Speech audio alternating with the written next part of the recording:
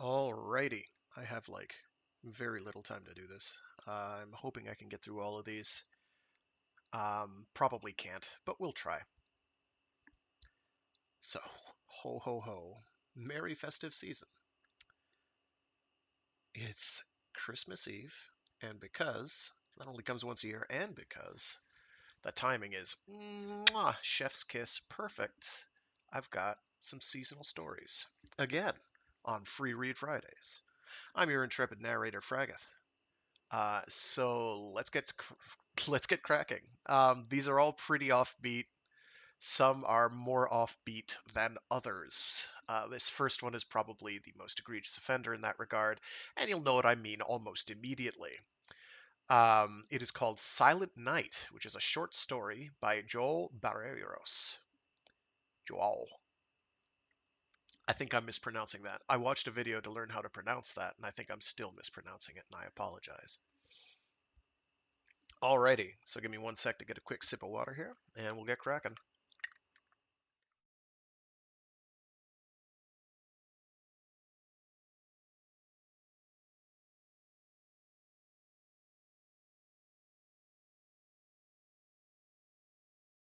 Silent Night, a short story by João Barreiros. In the 25th year of this endless war, on the banks of Lake Saima, I finally killed my first Santa Claus. It was pure luck, honestly. Murphy's Law dictated that my comrades in arms, who were all better trained than me, arrived late, were held up or stuck in the viscous mire of some tar pit, were assailed by the cold as the heating systems of their suits started to fail. Better still, some were kicked to death by a swarm of reindeer that swooped down from the sky like silent furies. The few that survived had an immediate encounter with a group of elves, or were seduced by the terrible and almost irresistible offer of presents packed with our heart's desires. I don't know what happened to them. No corpses were left to tell the tale. After a certain point, the video cameras in their helmets took only pearls of absence and white nothingness. Mastoid implants break down near zones where the ineffable manifests itself.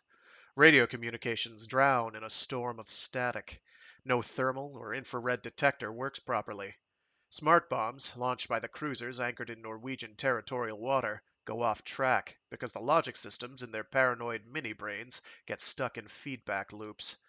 The targets get mixed up in the protein chips and they turn back and smash into the hulls of the vessels from which they were launched. How then can we be certain that he is there, in precisely that zone, blooming like some sinister, beautiful flower before the inevitable pollination on 25th of December? All-seeing satellites suddenly see nothing at all. There's always a part of Finland that disappears from the map, gobbled up by this conceptual negation 15 to 20 days before the event. When this happens, when the nodule's location becomes almost certain instead of just probable, they pluck us from the Barents Sea training camp, put a credit balance into our bank accounts, which will only be truly ours if we make it, and stuff us into the belly of a glider towed by an ancient Tupolev. A deadly slow aircraft with not a single artificial intelligence support system. Armed with katanas and rifles more than 100 years old, they drop us in the sky about 10 kilometers from the virtual target. Then it's a panic dive into the morning as the sun rises over the Balkans of capitalist Russia, with the snow-packed wind smashing into the glider's hull, while all of us, or at least those of this elite unit of 10 commandos, dangled in the shock absorber nets of our seats, chew psychotropic capsules, anti-hypnotics, serotonin and adrenaline stimulators. We bid farewell to the infonet which has been with us all our lives, ready to plunge into the autistic silence that envelops all mysteries. The imagos of family members and loved ones shatter into scattered points of light on our retinas. The synthetic voices of our virtual advisors are suddenly replaced by a menacing caroling which repeats, Silent night. Holy night. Shut this shit off, will ya? Shouts Joseph Wu, our salaryman lieutenant. And block all sound reception. Are you stupid or what? You can't wait to hear what you didn't oughta. Am I right? Big corporation officers don't bother me. The suit may be an expert with the katana he inherited from his great-great-grandfather, who was cremated in the Tokyo Bay bombing. He may have a laser implant in the little finger that was cut off by the Yakuzas, but to me, he's still a cretin who couldn't get to level 30 in the AIDS hunt game. Even so, I obey him, as do my comrades. The truth is, I hate these subversive carols. I hate all this talk of peace when the only thing they really want is to lead your children astray, if you have any. So I touch my wisdom tooth and, with a single bite, switch off the voices from the other side of the universe. And here I am in total silence. The horror, the horror. With the wind blowing in from the other side of the cabin, my arms crossed, my stomach churning, as I wait for touchdown. Up front, in the cockpit, the pilot yells, "Origamis! Origamis!" The lieutenant replies, "Push on! Push on! The attack menu must be implemented to the letter." I'm in the first row next to the pilot's cabin, so I can see what he sees. Suddenly, the increasingly intense gray of the dawn sky fills with fluttering scraps of colored paper. They are flocks of fragile, brightly colored paper birds, grasshoppers, butterflies, griffins, and phoenixes. They stick to the windscreen with damp cellulose suckers. More and more and more, layer after layer they come, like a plague. They blot out the pilot's field of vision, who by force of circumstances has neither radar nor an automatic pilot to assist him. "We're going to crash," the pilot comments dully as he merely confirms the inevitable. "Pine trees ahead, crash positions." I bend at the waist, put my hands behind my neck, and bend my knees, ready for impact. Our idiot lieutenant does the same, singing out the corporation anthem at the top of his voice, as do all of us, brothers in arms, while we plummet towards the kiss of gravity.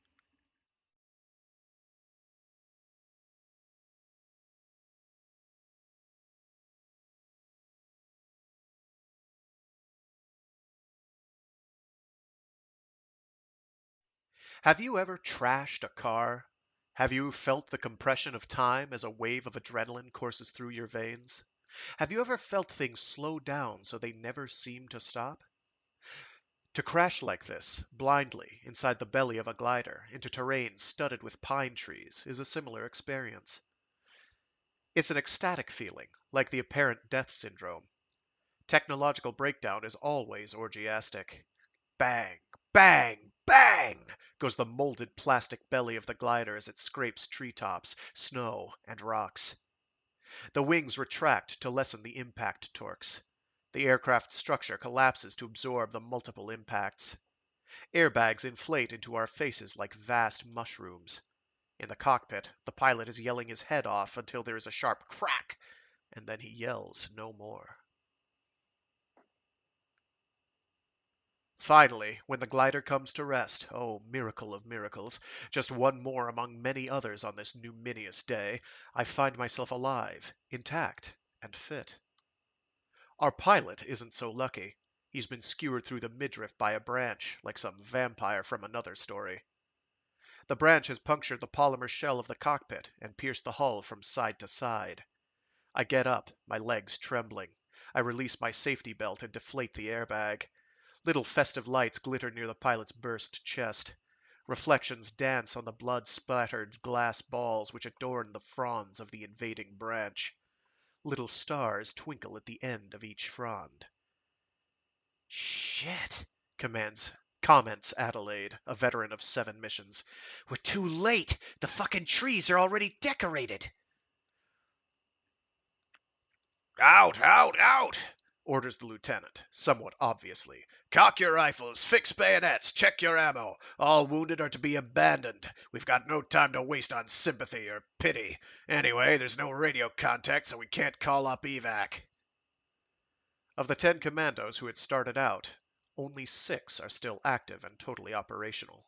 We are blind and deaf to the rest of the world, as always in this type of warfare, but raging and raring for real combat after years of VR training. The glider did not snap in half because it is almost elastic. There are, however, gashes in the hull through which the icy wind blasts. The door is now at 45 degrees to the ground and has to be smashed open.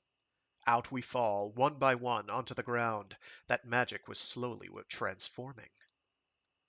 It's cold here, a few kilometers from the lake, 10 degrees below, on this, the morning of the 24th of December, but not as cold as could be expected.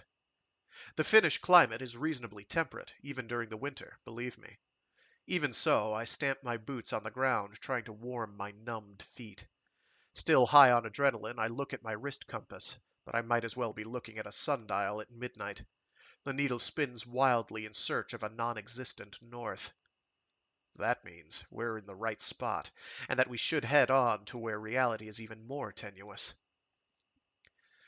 A late dawn rises over the tops of the trees spared by the glider.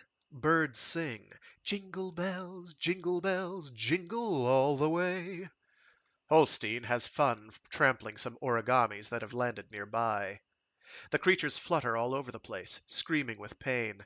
They try to escape, but the water and snow makes their shiny paper wings heavy, and Holstein is implacable when he gets going. "Disperse, head for the lake. If in doubt, smell the air," suggests Joseph, didactically, as if we hadn't had hours and hours of detailed briefings. "The nodule must be near the lake bank. At least that's the location of the greatest instability in all the geosat photographs. Don't let yourselves be disoriented by what you see around you. Don't wander off the correct route. Only open fire if challenged. Holstein, I'm talking to you. Attitudes like yours have seen off much better commanders than you. Control! Control! Control! Understand?" Holstein stopped trampling paper creatures animated by the magic of Christmas and nods, pissed off. He should say, "Yes, sir, Lieutenant, sir," but doesn't. More than enough reason for another black mark when we get back to home base.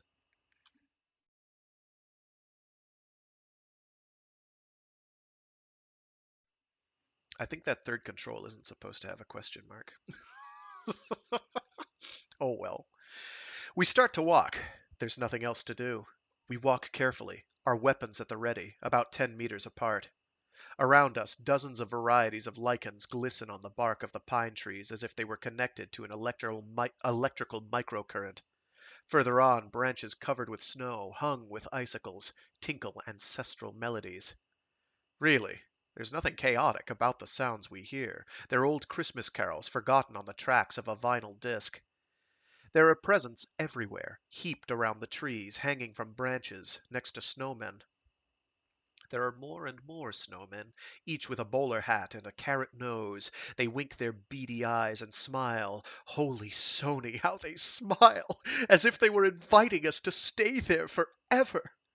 As if it was possible to forget our standing orders and to tug at the ribbons on the presents and have a jolly Christmas with our comrades and guests.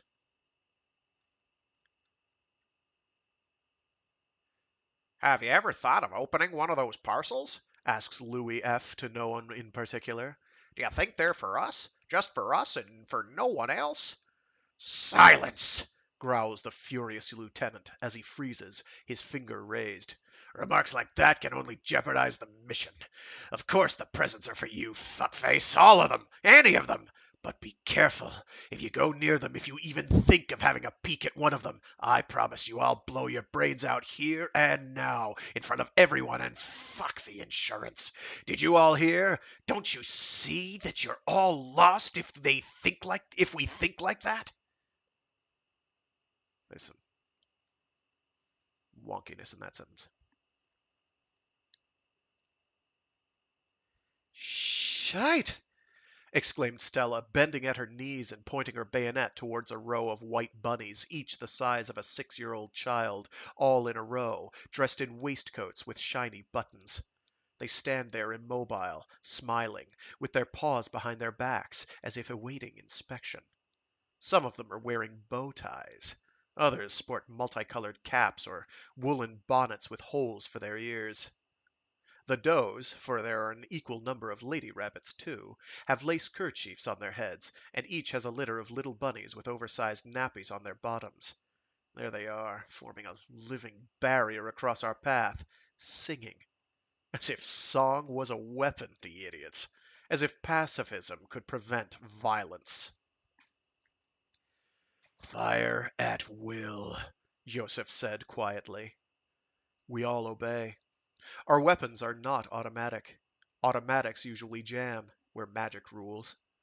We are using technology that is over 100 years old, but still, it works. The archaic smell of cordite mixes with the perfume of pine needles. Bloody tufts of fur circle through the air. Squirts of rodent blood tint the impossible whiteness of the snow. Baby bunnies are skewered on bayonets. Holstein, who likes this sort of thing, roars with laughter as he skewers does with his bayonet.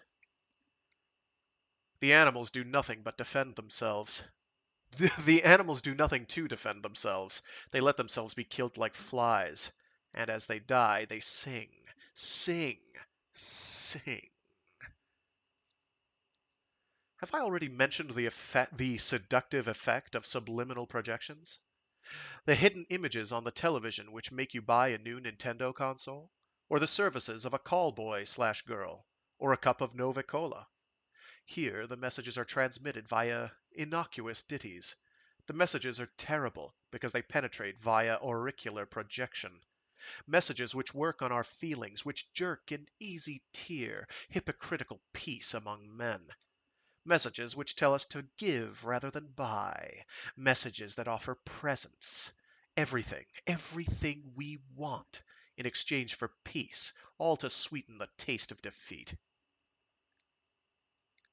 Once the massacre is over, Comrade Adelaide sighs and almost drops her rifle. Horror, horror, she murmurs quietly in a state of shock. Holstein goes over to her, takes hold of her elbow, and whispers in her ear, "Shut it, bitch! Don't you understand anything? Haven't you never eaten game or domesticated rabbit? They're copies, nano-constructs. Take no notice." What a mistake. Holstein, what a yo-yo. That's not how to debunk new beliefs. Adelaide takes the katana from her belt in a move that months of training have made second nature. Slashes. And lo, there lies Holstein, with half a meter of steel sticking out of him, looking bemused as he watches his guts slither from his belly. He falls to his knees, hoarsely shouting, "Evac! Evac! Mayday! Mayday!" It's the last thing he says. Yosef finishes him off with a bullet in the back of the head, and then turns to Adelaide and shoots her, too, there and then, like he was swatting a fly, before she could react or pick up the rifle she had dropped moments before. We do nothing to stop him. This time, Yosef was right. There was no point in prolonging the agony of fools. It is pointless to let someone who has been seduced remain among the pure of heart. Worst of all, there's now only 4 of us. 4 of us on the edge of the genius loci. One day before the Christmas apocalypse.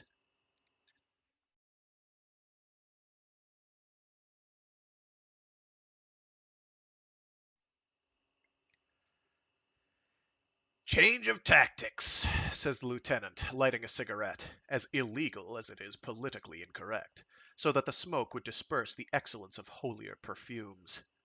It is not a good idea for us to approach the factory in a group. As you can see, the nearer we get, the greater the seduction will be. The last thing I want is for the group to auto-destruct. Each man for himself from now on. Remember, the main objective is to eliminate the red motherfucker with maximum prejudice.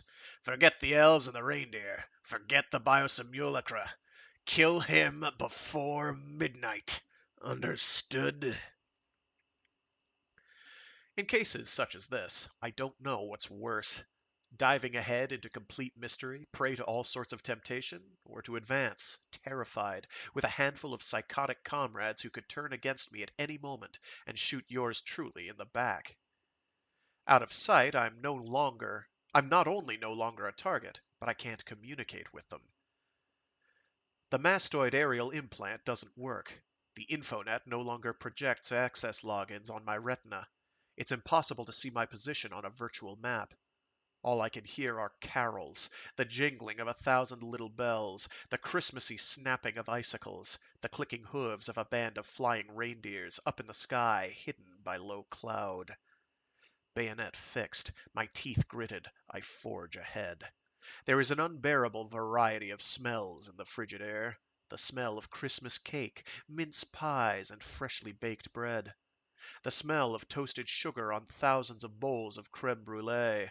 The smell of turkeys roasting. But for me, who has been through a year of intensive aversion therapy and who can only bear to eat boiled vegetables and sushi, these aromas seem putrid and revolting, too rich, carcinogenic, and lethal. My sense of smell guides me to the edge of the lake. The wind is blowing from the shore, carrying with it the ineffable molecules of corruption. From the factory. The ogre's lair.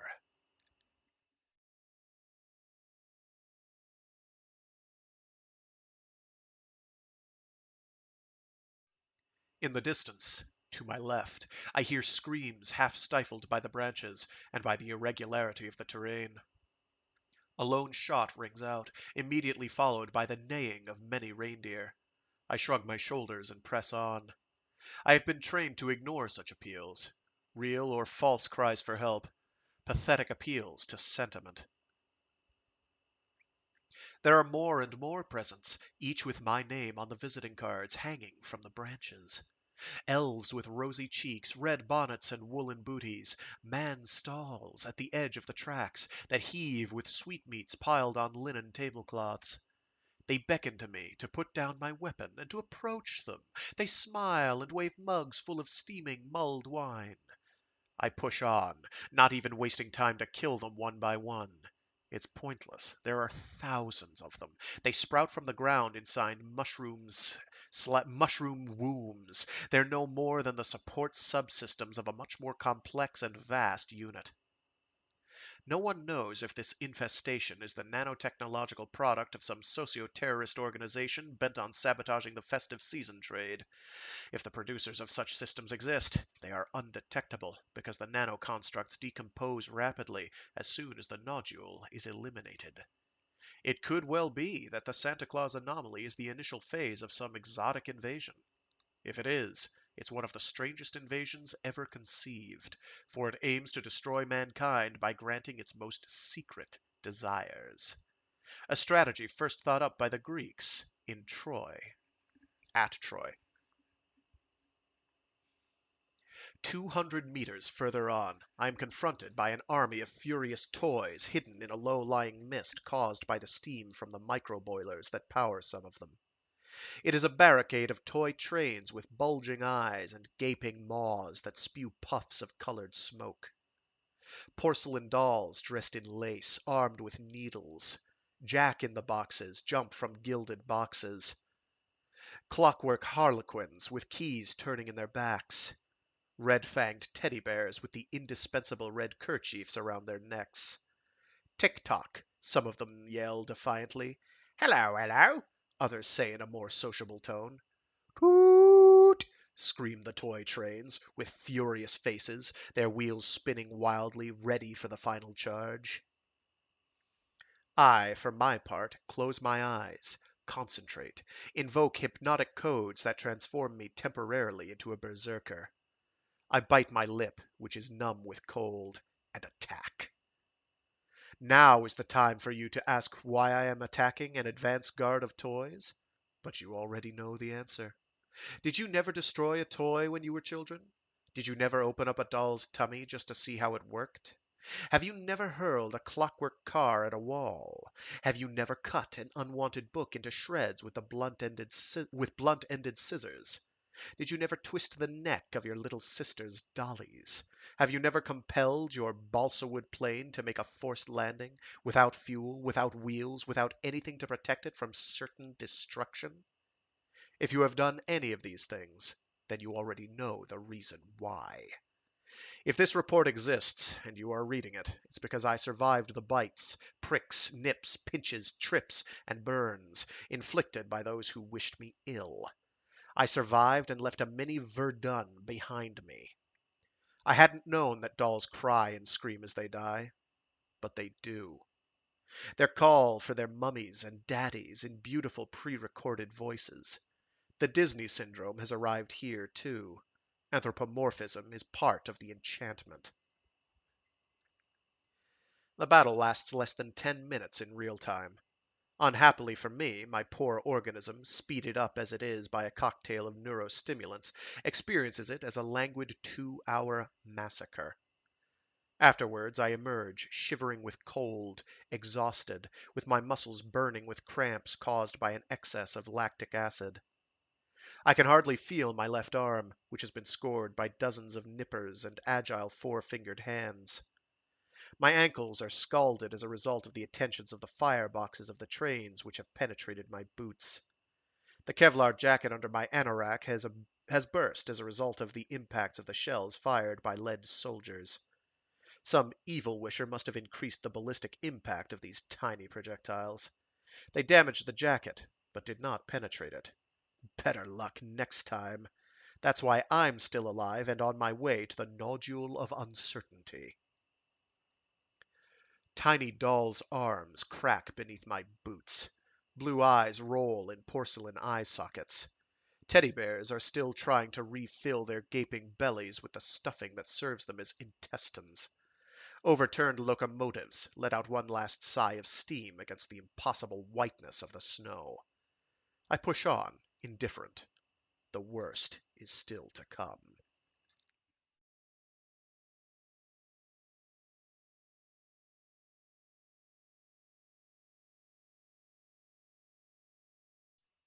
As I approach the banks of Lake Saimaa, it is as if I am gradually submerged in some terrible fragile spring here in the depth of winter.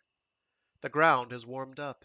The snow first turns to slush, then into puddles of mud, and then thaws completely to reveal tufts of lichen and luxuriant grass. These were, as my instructor once told me, the secondary effects of nanotech contamination. The heat is produced by thousands of invisible devices that break down the minerals in the earth into their component parts. The heat, which has to go somewhere, disperses into the air and arouses frozen seeds, hatches the insect eggs, and makes tiny forest flowers bloom. I can already see the thatched roof of a giant cottage in the distance, under the treetops a few hundred meters away. The Christmas carols are now louder and more insistent, but cannot muffle the sound of hundreds of tiny hammers on the production lines. It is not difficult to imagine rows of ruddy-faced elves with white beards, tools in hand, standing at their workbenches, tap, tap, tap, as they put the final nail in a puppet's neck or the last screw in the boiler of a grinning locomotive.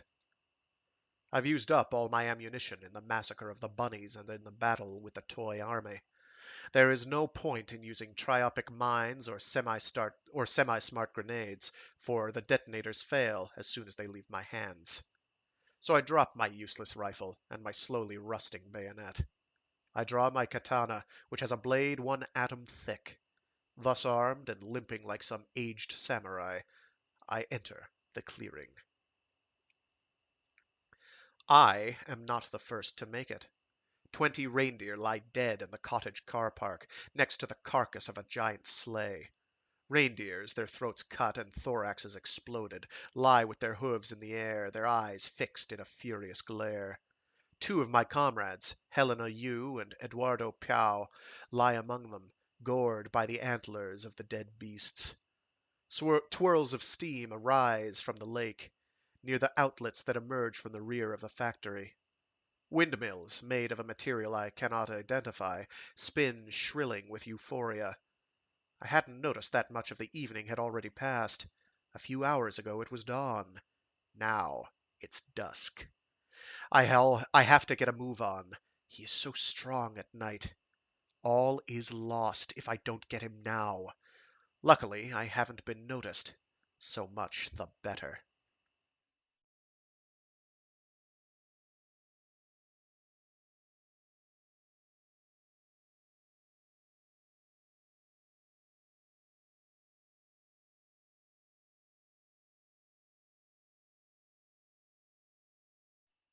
The cottage door is unbolted.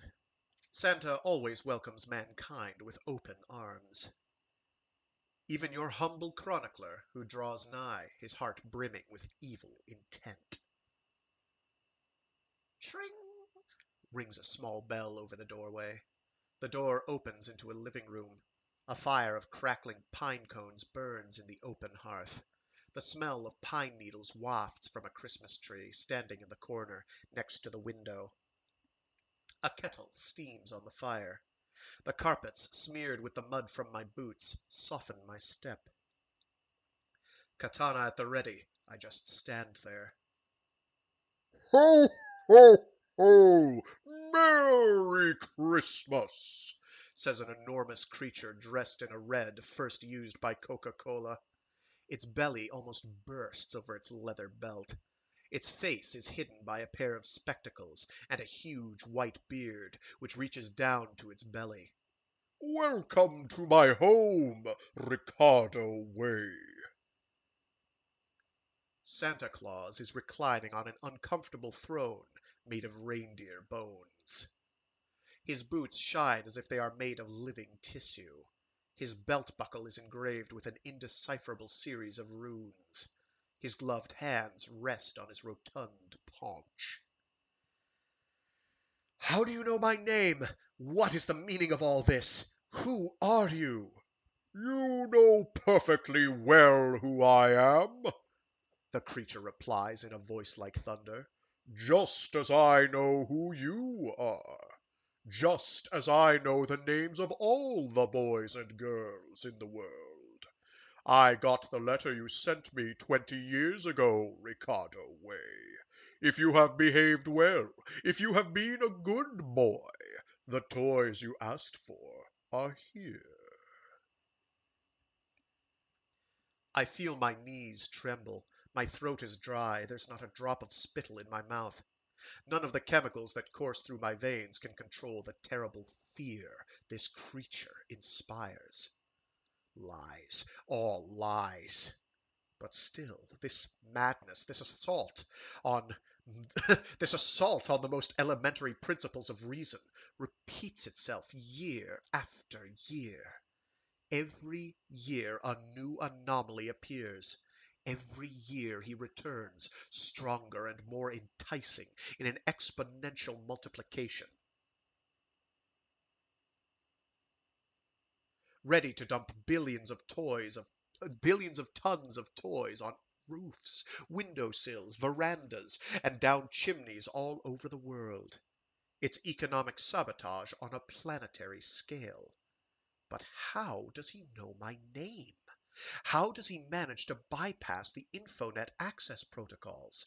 How does he manage to make an origami move, to make a bunny sing, or a reindeer fly? I know why you came to see me, Ricardo. I know you think I'm a nano construct and not the real thing. A little bird told me you sold your soul to the Gates Sega Nintendo Corporation. A little boy who doesn't believe in fairies anymore is a sorry thing. Sad is the man who has lost his sense of wonder. Put down your katana, salaryman Ricardo Way. Join in the Christmas spirit. Give me your heart and take your presents. I back away in a panic until my way is blocked by a table that almost completely fills the room. On the table there lies the comic that my father tore up in an educational rage when I was 7, which I never saw again, and the passenger aeroplane kit with take-off flashing lights that someone gave to a school chum. I only saw it once, but even so I was seized with a terrible desire to have one just like it, but never did. There is also a complete kit of a reproduction of the creature from the Black Lagoon, with paints, brushes, everything, and a genuine Frankenstein's monster mask in soft rubber, and the clockwork tin horse with a key in its back that my brother broke and threw in the dustbin without saying anything. And I wrench my gaze away from the table. The presents are as unbelievable as pots of gold at the end of the rainbow. My instructors told me that getting what you always want is like dying a little, like losing the ability to wish for the impossible. I raise my katana, holding it firmly in both hands. Do you still refuse, Ricardo Way? Can you betray your heart's desires with such a gesture? Then kill me, if that's what you want. Deny magic and surrender to the virtual. You know what they say, don't you? Resistance to temptation only works the first time you are tempted.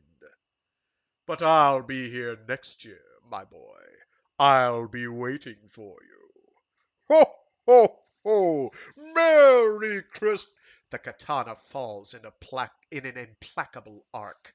The monomolecular blade slices through Santa Claus's neck, deeply as if it were butter, and emerges from the other side with a soft plop.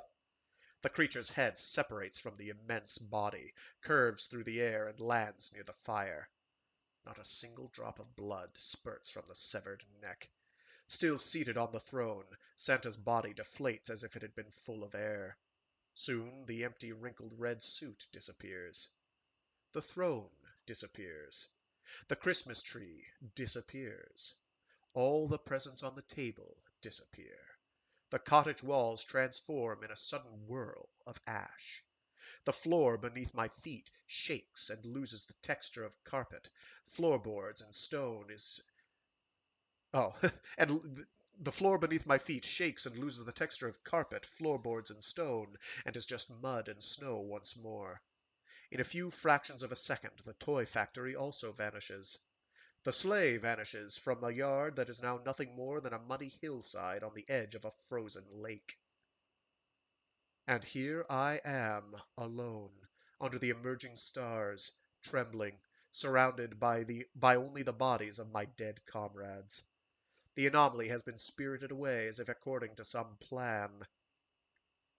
I look up at the sky. Satellites flash in the heavens, visible once more. A strain of cave music fills my ears. My mastoid implant is online again. At the left edge of my retina, the Infonet access logons flash on again. I key in the access codes in the air as I marvel at this other magic. Evac! Evac! I request to whoever can hear me. Come and get me. Anomaly terminated with maximum prejudice. One survivor. The topological coordinates are... Roger, replies the marvelous synthetic voice of the system's operator. VTOL in approximation vector. ETA in 20 minutes. Congratulations on the success of your mission. Gates, Sega Nintendo predict a 70% increase in sales this Christmas and a bonus of 100,000 yen. Congratulations. Op out. As I wait to be collected, I swear to myself that I won't be back next year. Let someone else do the dirty work. Let them suffer the bitterness of impossible desires instead of me. I swear once, twice, thrice, and even so I know, as I do, that I am lying. The anomaly was right. Virtue can only resist temptation once. And Christmas, oh horror of horrors, comes every year.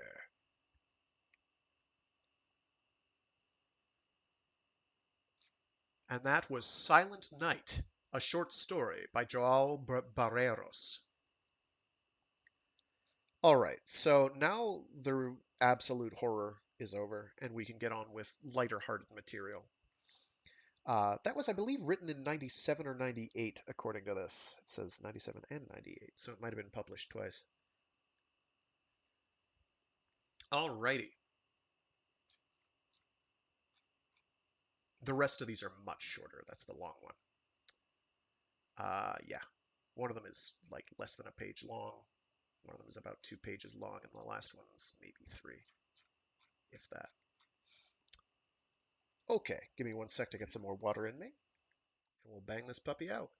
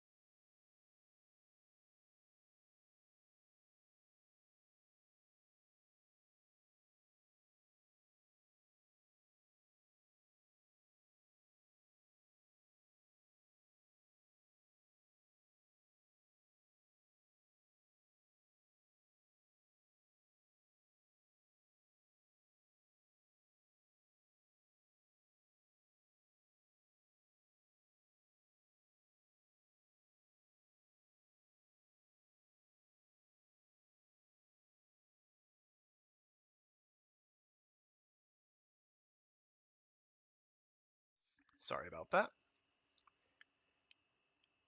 Alrighty.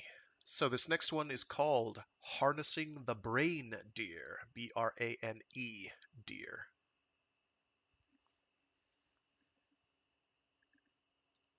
Harnessing the Brane-Deer. It's a constant worry. By Robert Billing. Fortunately, said the young squadron leader as the Land Rover bumped across the moonlit airfield, tires hissing through the sprinkling of snow, all 8 reindeer managed to eject before it hit the ground, or we'd be scraping diced venison off the runway. Reindeer? I asked. I'm a physics teacher, not a zookeeper. You'll see. He slalomed the vehicle between the blue edge lights and onto the runway. The snow makes it easier to work out what happened. The tracks start here. He pointed to 2 narrow grooves in the snow. The old chap made a good show of getting it down. It must have been handling like a brick, but he managed to hit the runway and stop it more or less on the center line. The headlights picked out something scarlet in the distance. Something with runners. Something piled with sacks full of parcels. Beside it stood a rotund man in red. His fur-trimmed hood thrown back to reveal one of those big, greenish headsets that airline pilots wear, the microphone boom just in front of his snowy beard. "You're having me on," I complained, but my companion carried on driving. I wish I was. He parked the Land Rover alongside the sleigh. It would be a lot easier than admitting that Father Christmas has just made a forced landing on an RAF station. So what do you want me to do? Well, we've got this problem. We'd like to fix the sleigh and let him take off again, but... He trailed off into an embarrassed silence. But what? I was cold, tired, and in no mood to play games. We have absolutely no idea how it manages to stay up at all. Aerodynamically, it's nonsense, and there's no way that a reindeer can develop enough power to lift its own weight, let alone pull a sleigh off the ground. I agreed. One particularly tubby specimen wandered up out of the darkness. I opened my window and gave it a peppermint from the packet in my coat pocket. For a moment my fingers were illuminated by a diffuse red glow. Did I just see its nose light up? No, don't tell me. Rudolph. The reindeer seemed to nod. The other problem, my companion said, is the flight plan. What about it? It's on a hard drive built into the sleigh's dashboard. There are several billion sets of coordinates, and a list of presents against each one. So? To start and stop that many times in one night would mean accelerations of thousands of Gs, and it would mean... Diced venison? Exactly. We think the two things are related. Whatever lets reindeer fly lets him survive forces that would kill a human pilot in less than a second. Just think what that would mean. Oh, no. I am not doing this. I am not helping you convert Santa's sleigh into the ultimate fighter aircraft. For Queen and country? No. A lot of money? No. He paused, assessing my weak spot. You must realize that whoever finds out how this is done will revolutionize the world's transport systems, maybe even fix global warming, make cheap spaceflight possible. Still no. And quite possibly, he paused, spitting out the sentence, come to the attention of a certain prize committee? I swallowed hard. When I gave up university life for teaching, I'd abandoned all hope of academic recognition. Except that if this worked, I might just... It couldn't happen. It might. I'd look good in a dinner jacket at Stockholm. I opened the door and slid out of the Land Rover, my feet crunching on the thin snow. Santa was peering into an open inspection cover at the front of his sleigh, prodding at the circuit boards inside with what looked like a long, thin tree decoration connected to a portable logic analyzer. Channel 17 is good, he said into the headset. It's showing a live cat. He paused. Can you get one of the elves from the maths department? I want to know what will happen if I open it. Then he took off his headset and beamed at me. Merry Christmas! Have you come to help? I hope so. Can you tell me what happened? He paused for a moment, a worried smile on his face. We'd taken off from Lapland as normal. About 10 seconds into the climb out, I started getting high temperatures on 3 and 4. He tapped the row of gauges built into the sleigh's dashboard. The third and fourth were labeled Prancer and Vixen. I aborted the equivalents at once. About 3 seconds later, I lost power completely and made a forced landing. I was calculating in my head. Lapland to Kent in 13 seconds is around 100 miles per second, way beyond escape velocity. You don't need aerodynamics, do you? It's just the raw speed that makes it fly. You don't need aerodynamics, do you? It's just raw speed that makes it fly. Santa nodded. Although how you manage to push through the atmosphere at Mach 500 without burning up defeats me.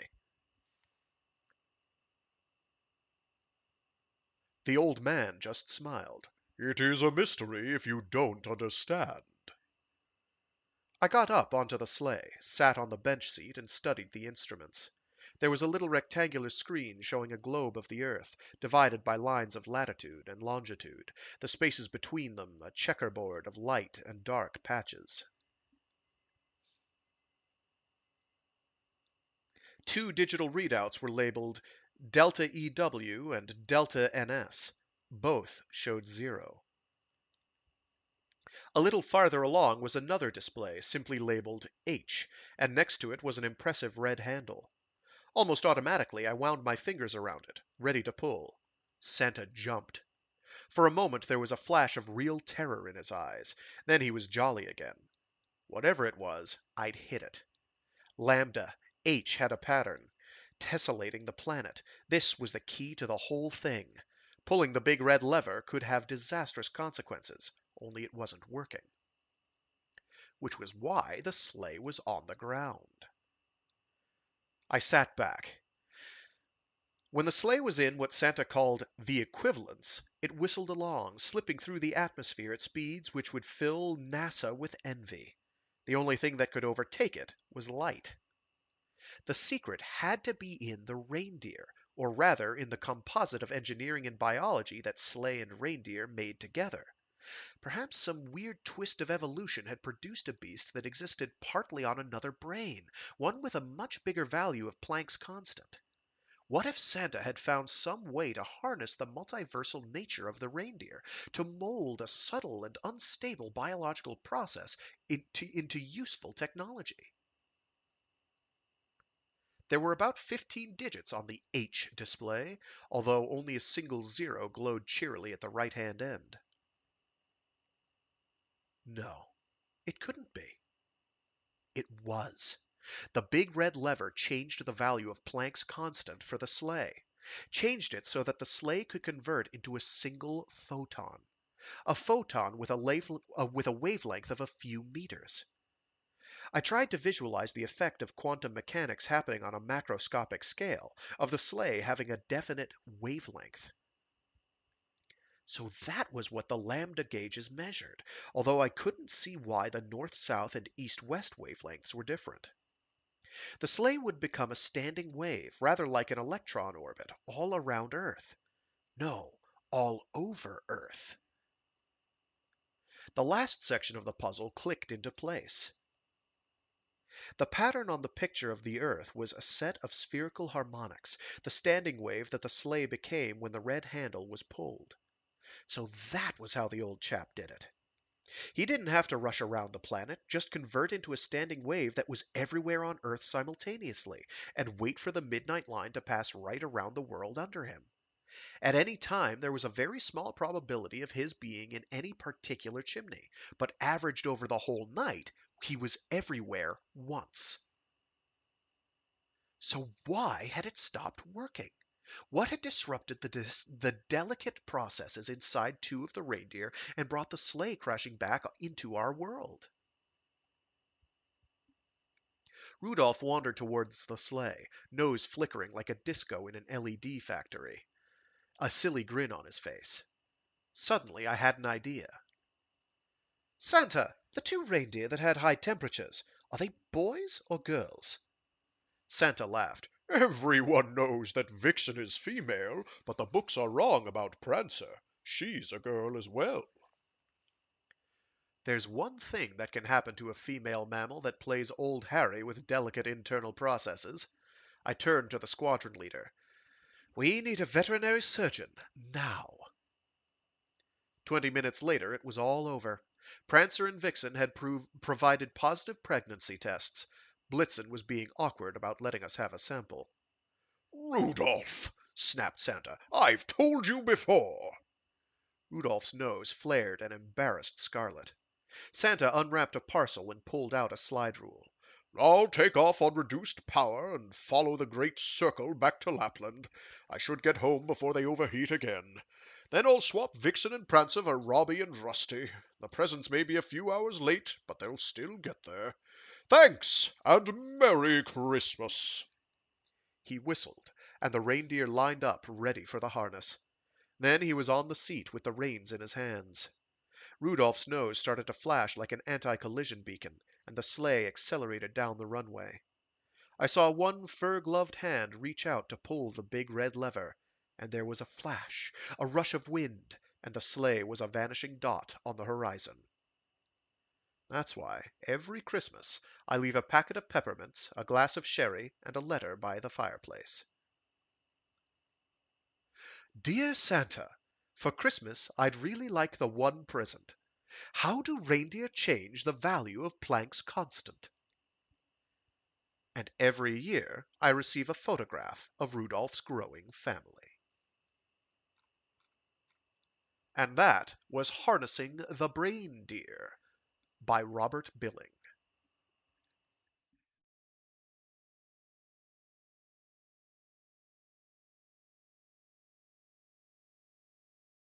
Something, something, something letting Rudolph play the reindeer games? Something? Huh. Alrighty. This next one is Spider by Duncan Shields from 2007. When was the last one from? It was published in Nature, volume 456, the December 2008 issue. Cool.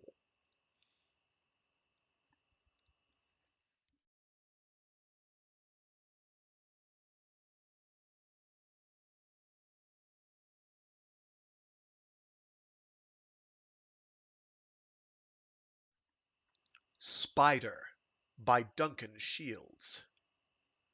Susan crept downstairs slowly, curious about the noises she was hearing from the kitchen. The lights weren't on. It was Christmas morning, so it was still dark out at 5 in the morning. Her parents slept far away from the kitchen, all the way upstairs on the second floor. Plus, they had been celebrating last night, so they were in a deep sleep. Susan, of course, had barely been sleeping at all. Her eyes had flown open at every little creak of the house settling. She kept a sensitive child's ear out for the sound of sleigh bells or hoofbeats. Neither of those sounds was coming from the kitchen. It almost sounded like burglars. The lights were off, and all she could hear was the slight tinkling of what sounded like cutlery. Every now and then it sounded like the fridge was gently being pushed forward a few inches. As she got closer to the kitchen, there was the sound of sparks.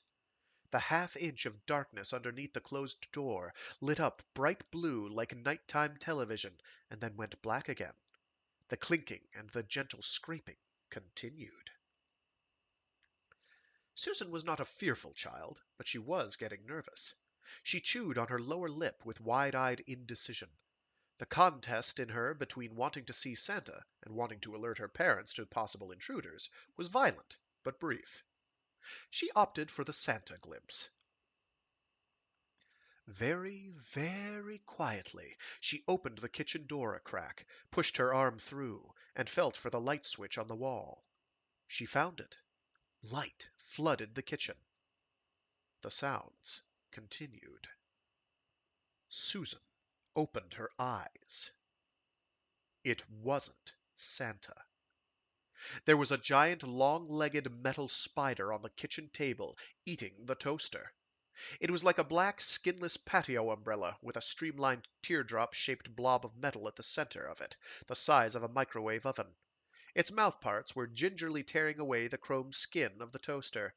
It hissed a little, and the blue sparks came again from its mouth as a perfect square of the toaster's hide came away and disappeared into the maw. Susan stood frozen to the spot. The spider didn't know she was there. Wrapping paper still clung to the spider's legs. There was a colorful bow still smoking on the kitchen floor. It didn't have its light sensitivity sensors or ear mics installed yet, so it had no idea that Susan was there or that the light was on. Susan whooped with delight. Obviously, her parents had set the time zone wrong, and it had woken up early.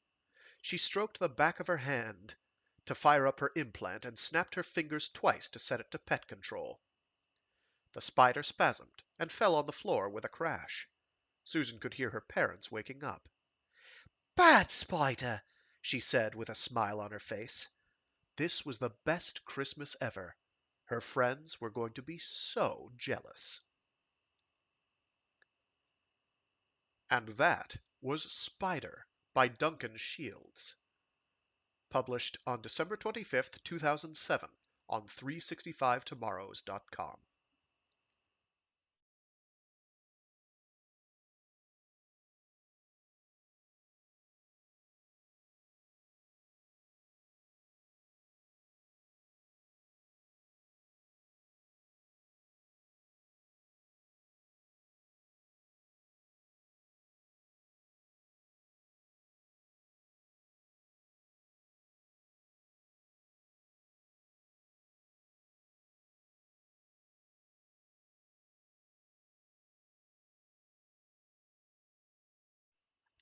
And for our finale here, and it is, yes, a short one today, a short series of stories today. Visions of Gingerbread.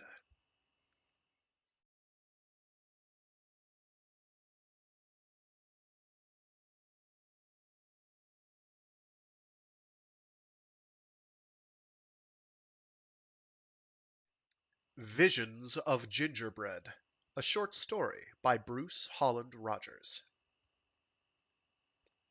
I have never fired anyone on the night of the Christmas party. Not quite. But my employees always give me a wide berth at the annual event. It reminds me of my failure to escape the family spice business. Once upon a time, decades ago, I had turned on, tuned in, and dropped out. My generation had set out to change the world, and my particular contribution was going to involve the cultivation and low-cost distribution of marijuana. After the revolution, pot would be legal. Everyone would smoke it. Everyone would be mellow. The revolution never materialized.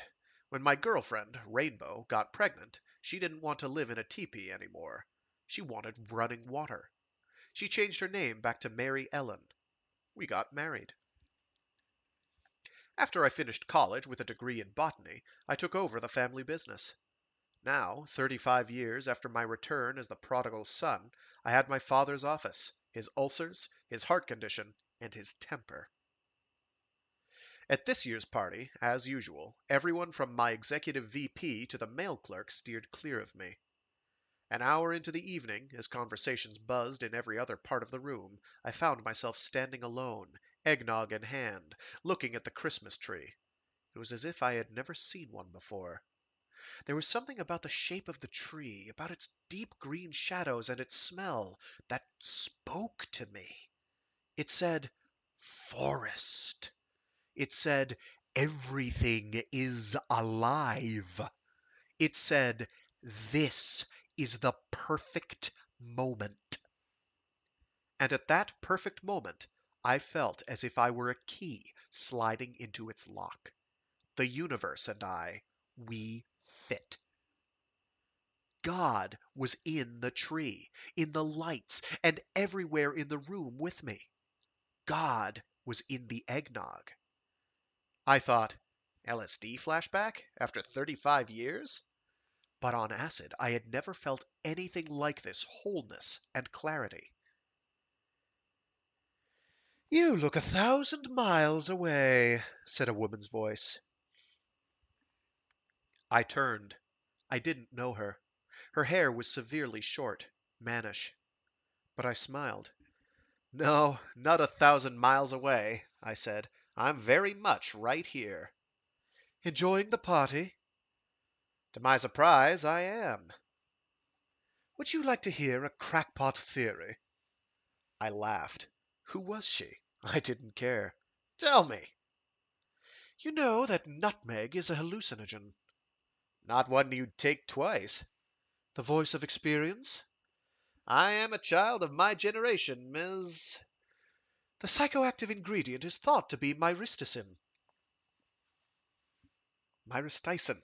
Ah, I practiced at this. I practiced this. Myristicin. Ah, no," I said. "That's wrong. Synthetic myristicin doesn't have the same effect. A nutmeg high probably has to do with myristicin in interaction with other similar molecules. There's a whole stew of them in nutmeg." I looked at the eggnog in my hand, at the grains of nutmeg floating on the top. Could my euphoria be nutmeg induced? But you had to choke down tablespoons of the stuff to get a buzz.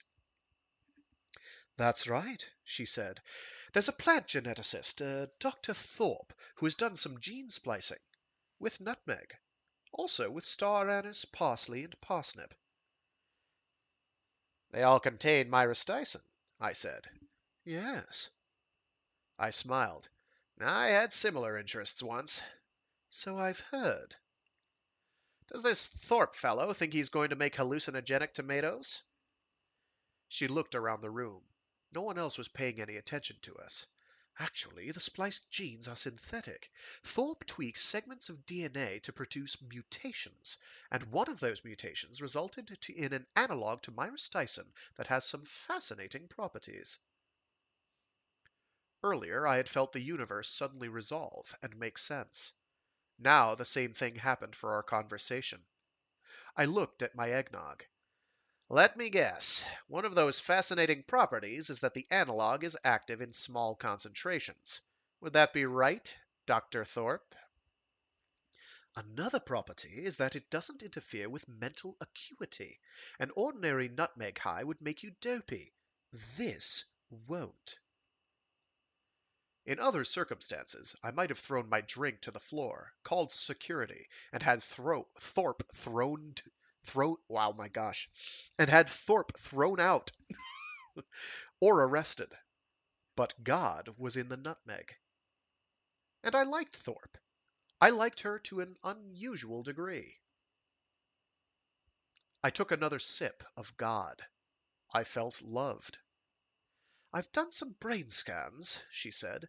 "My nutmeg stimulates the part of the amygdala associated with religious experiences." The what? "There's a part of your brain that triggers the experience of oneness with the universe, of seeing God. Brain scientists can tickle that region of the amygdala with an electrode and give you a religious experience." Wait. If an electrode or a drug can make you see God, does that make God an artificial experience? A lie? Or does the stimulation just open up your awareness? "See? No interference with mental acuity. You're still sharp." Answer the question. "I'm agnostic. What matters to me is the practical effect. People have these experiences, and the experiences change their lives. People who have seen God are less anxious, less aggressive. The drug metabolizes completely in about 48 hours, but the psychological change lasts longer, particularly if the experience repeats. And that's where the crackpot theory comes in, because everything I've told you so far is real." She nodded at the eggnog in my hand. "As you can attest." Religious nutmeg. I'd have heard about this. "Nutmeg in its natural form is legal." She looked around the room again. Conversations all around us were animated, pleasant, and focused. Everyone looked so friendly, so interested in one another. Dr. Thorpe and I might as well have been talking in a soundproof booth. However, not everyone would approve of the modified form. Ah, because your crackpot theory is that all people will change. Give the masses a taste of your nutmeg, and they'll be less afraid, harder to manipulate into hating one another. Not the masses, just one good soul and one gingerbread cookie at a time. I smiled. Thank you very much, Dr. Thorpe.